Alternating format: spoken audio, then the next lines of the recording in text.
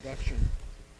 I'm particularly delighted today to be here with you as a pediatric audience because the topic I'm going to be talking about today I think is very important to the practice of pediatrics.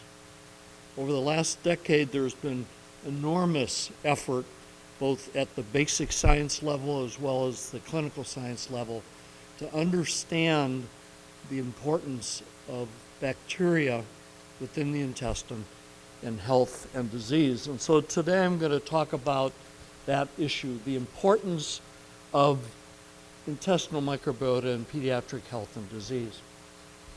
To underscore the importance, while I was putting this lecture together, an article was published in the New York Times by Jane Brody.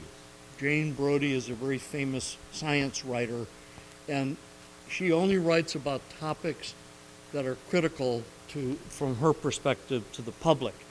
As you can see, the title of her article was "The Importance of Infant Exposure to Microorganisms," and that's exactly what I'm going to try to cover with you today. Now, this is a gigantic topic, and I'm going to be speaking for 25 minutes, so you please have to bear with me as I try to hit the highlights. I'm going to be happy to answer questions in the question and answer period, and if you have other questions during the rest of the symposium. The first question is, why are intestinal microbiota important in health? Well, there are two reasons. One, it represents an important clinical problem. Two, we are just beginning to appreciate the extent to which the intestinal microbiota acts as an ancillary body organ.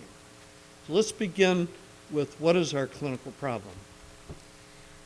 There was a review article published in the New England Journal of Medicine by a pediatric epidemiologist and immunologist in Paris, France, that looked at the issue of changing disease paradigm over the last half century. And in this article, Jean-Francois Bach showed that over the last half century, there's been a striking reduction in infectious diseases such as measles, mumps, and tuberculosis. Unfortunately, during that same time period, there's been a paradigm shift in disease expression and an increase in immune diseases, such as autoimmune disease, Crohn's disease, type 1 diabetes, a striking increase in allergy in the form of conditions such as asthma. And as we all know, there's been an epidemic of obesity and its complications such as metabolic syndrome. Initially, it was proposed that the basis for this change had to do with the so-called hygiene hypothesis, that is, exposure to pathogenic organisms. But over the last decade, there's been lots of changes in this hypothesis to the extent that now we recognize that Western society lifestyle, including nutrition, and the effect it has on gut colonization and immune responses are increasingly likely explanation for the greater incidence of inflammatory diseases such as asthma and type 1 diabetes. An important component of the Western lifestyle is diet. Diet can be a very positive factor in controlling bacterial colonization. Under appropriate dietary conditions, the intestine can be colonized in such a way that there's a symbiosis, which I'll talk about in just a moment, between bacteria and the host, producing immune regulation and homeostasis. Unfortunately, under adverse conditions, with inappropriate diet, we can get a disruption of colonization, leading to an entity, again, which I'll define in a minute, called dysbiosis, which produces immune dysregulation and favors inflammation. Why is intestinal colonization important? Well, it's important because the microbiota is now considered as an ancillary body organ. With full colonization, there are trillions of organisms which are principally located in the distal small intestine and colon, and are comprised of a variety of species between 500 and 1,000. Complete colonization results in an increase in 1 to 2 kilograms body weight. The cellular content of colonizing bacteria is 10-fold greater than the number of cells in the body. The genetic content is 100-fold greater than the human genome, and its collective metabolic activity is greater than that of the most metabolic organ of the body, the liver.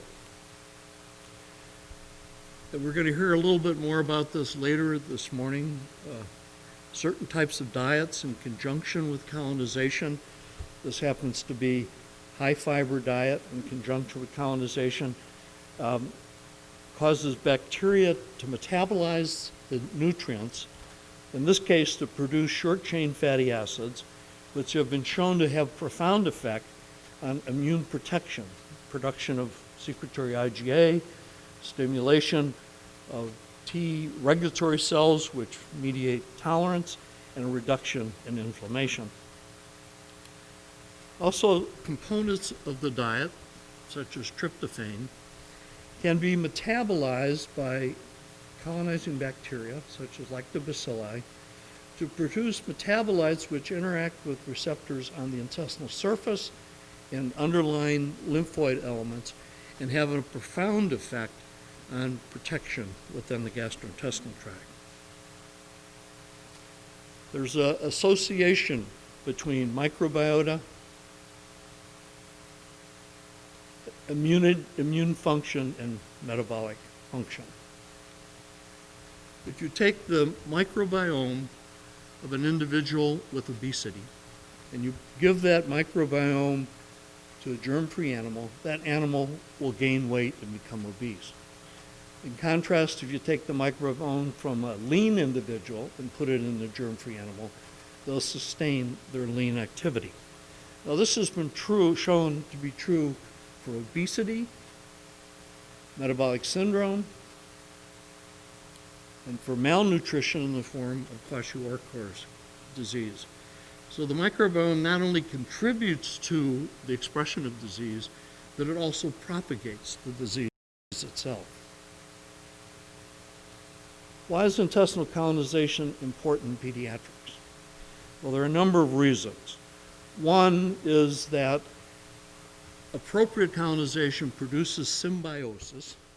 Symbiosis is the mutual benefit derived from both microbacteria and the host as a result of a balanced, diverse initial colonization.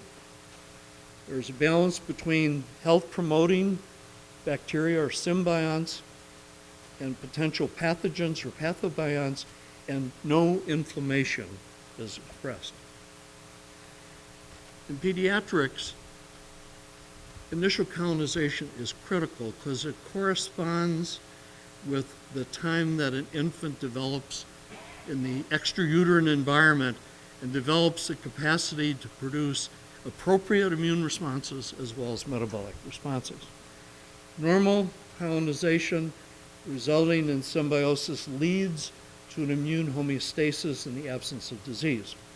Now, what is normal colonization? Well, it's contributed to by a healthy pregnancy, where mothers are not receiving antibiotics and are not gaining excessive weight, full-term vaginal delivery, where the baby passing through the birth canal ingests maternal colonic and vaginal bacteria to begin the colonization process, the use of no perinatal antibiotics, and very importantly, and I'll be coming back to this again, is the importance of exclusive breastfeeding.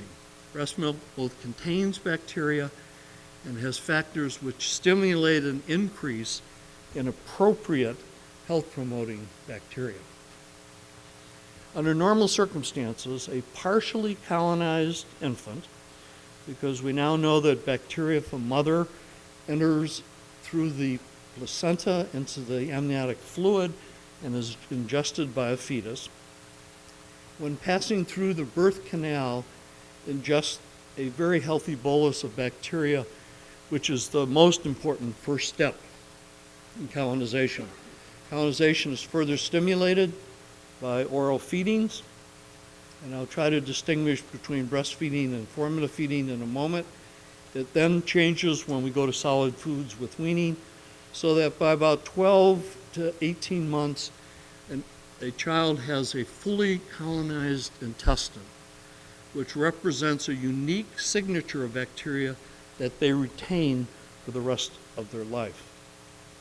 Now, if you take a look at the microorganisms in the intestine of a newborn born by vaginal delivery and compare it to different niches of bacteria in mother's body, you find that it's most associated with the composition of bacteria in mother's vagina. We know also from lots of clinical studies that during the period of pregnancy, there are a number of components of the mucosal immune system which are actively developing. However, for them to be functional, they have to first be stimulated by colonizing bacteria.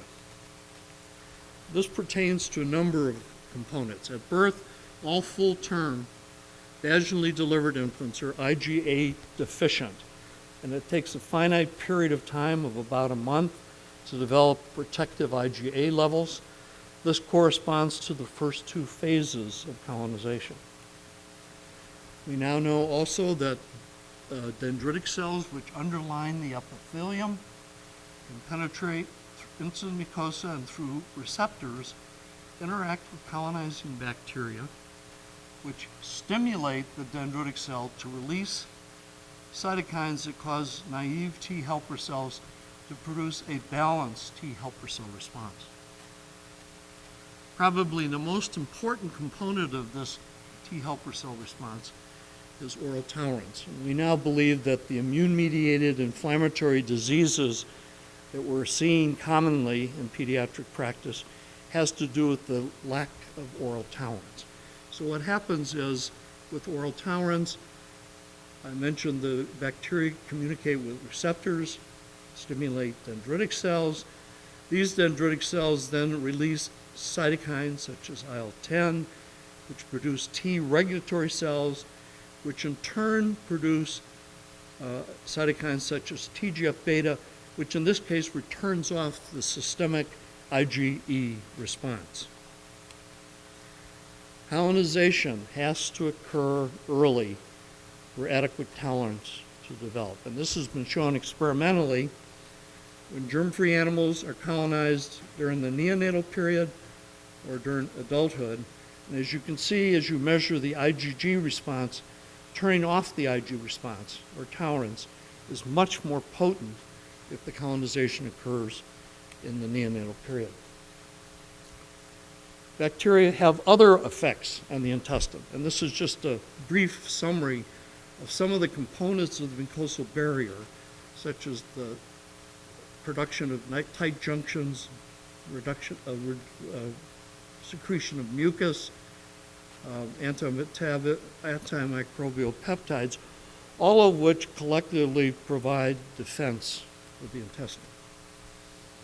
A recent study, or a recent symposium in the Netherlands was summarized in looking at the early life nutrition, was summarized by saying accumulating evidence suggests that nutrition during pregnancy and early postnatal life is one of the most important environmental cues that program microbiological, metabolic, and immunologic development, in which in turn influences long-term health. Our adult medical colleagues are now beginning to appreciate pediatrics. because so many of the adult diseases have their origin during pediatric period. Let me give you some examples. A clinical study in Europe looked at the expression of allergy in children born to pregnant women living on farms, interacting with farm animals, and ingesting unpasteurized cow's milk compared to women living in an urban setting. These children had a much lower incidence of allergic disease. And this was thought to be due to stimulation of regulatory T cells, as shown in the cord blood, by an epigenetic mechanism. We've been very interested in breast milk for a long period of time. And studies have been done many years ago looking at cultured bacteria in the intestine of children who were breastfed or formula fed, showing that there's a striking difference in the bacteria. In breastfed infants, there's an increase in health-promoting bacteria such as bifidobacteria and lactobacilli, whereas in formula-fed, it's a more mature process. More recently, with the advent of the capacity to metabolically and molecular biologically analyze bacteria, we find that in breastfed infants, there's an increase in so-called pioneer bacteria, which are present early in life and have a profound effect on the infant's adaptation to the extrauterine environment. For example, there's an association between bifidobacteria and IgA production in the neonate. There's an inverse association between Bacteroides and the capacity to produce inflammation, both of which are important protective mechanisms in the newborn. Breastfeeding through breast milk, microbiota, and factors in breast milk can influence the microbiota, which in turn can influence disease such as type 2 diabetes, asthma, and autoimmune disease such as celiac disease, and more recently, factors that influence cardiovascular disease. Diet. There's a lot of interest in diet. Diet has been shown to have a profound effect on disease. Westernized diet alters microbiota, which in turn affects cardiovascular disease, inflammation, type 2 diabetes, and obesity. In contrast, there's just some recent information that suggests that the Mediterranean diet, with high vegetables, high fruit, and unsaturated fatty acids, has a different effect on the microbiota and reduces the expression of these diseases. All right, having briefly considered the importance of normal colonization, let's briefly consider what happens with an inappropriate intestinal colonization on long-term health, so-called dysbiosis. Dysbiosis is defined as an imbalance between commensal bacteria with beneficial potential, symbionts, and bacteria with pathogenic potential, pathobionts. In this case, it favors pathobionts, and there's a tendency for increase in inflammation. Abnormal colonization can occur in pediatrics. We see it with premature delivery, cesarean section, perinatal use of antibiotics. What happens is there's a delayed initial phase of colonization, which is sparse and inadequate, and despite stimulus with oral feedings, it takes a prolonged period of time, 4 to 6 years, for colonization to occur, and during that time the infant is more susceptible to pathologic and immune-mediated diseases. If we compare the microbiome in the intestine of infants born by cesarean section, we find that unlike the vaginally born infant, the composition is more like mother's skin microbiota than vaginal microbiota. What are the consequences of dysbiosis? There's fairly good evidence to suggest that dysbiosis can impact the expression of a variety of diseases, allergy, autoimmune, and obesity. And let me just start with obesity.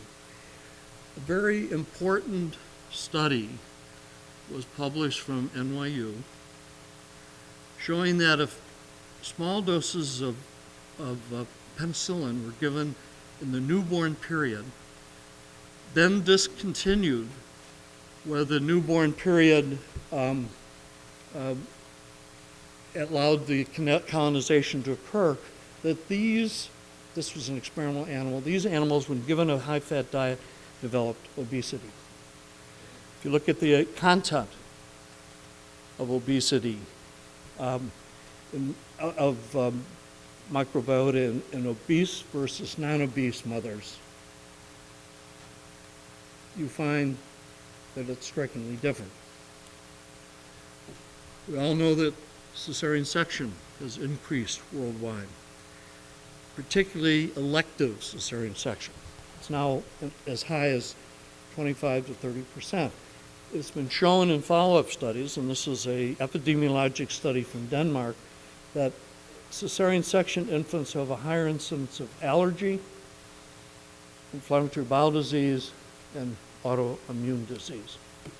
A study was done in the United States where the number of episodes of antibiotic use in the first year of life and the nature of the antibiotic, broad spectrum or narrow spectrum, showed a striking increase in the expression of asthma in adolescents.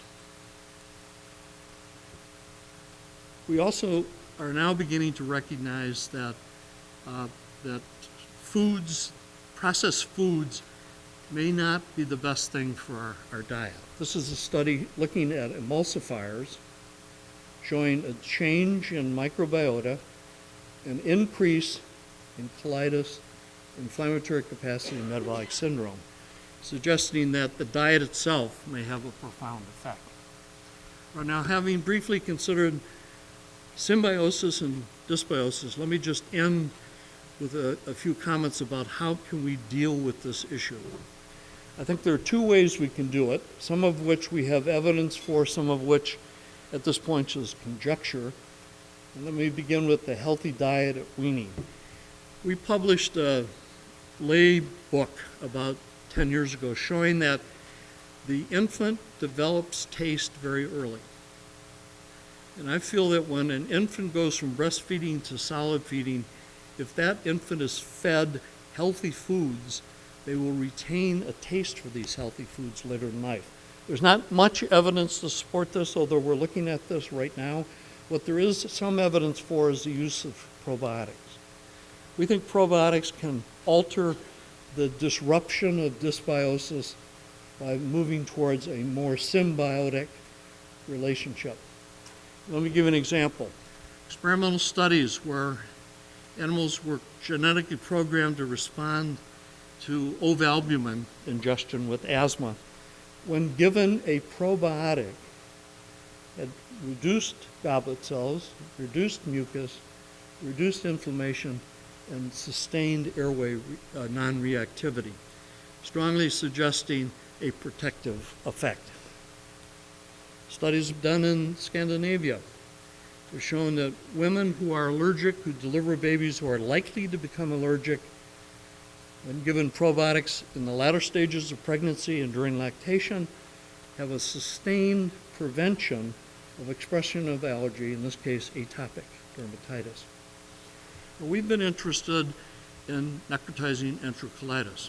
We've shown that probiotics can reduce the inflammation, and although this is not clinical, this is basic, we've shown that the probiotic can influence genes within the immature intestine that affect a tolerogenic response rather than an inflammatory response. There's some studies to suggest that a probiotic given under conditions where fast food diet is leading to increased body weight and fat distribution by helping to prevent that. There are some preliminary studies to suggest that lactic acid bacteria can help reduce body weight and obesity. All right, let me try to briefly summarize what I've tried to talk to you about this morning. I've suggested that changing disease burden is due in part to a westernized diet, that the gut microbiota is an ancillary body organ, that initial colonization is an important factor in immune and metabolic health, that diet, particularly diet in infancy, is a critical environmental factor in initial colonization, that initial dysbiosis can affect long-term health, and finally, there's some evidence that dysbiosis may be affected by probiotics and introduction of appropriate diet initially. Thank you very much.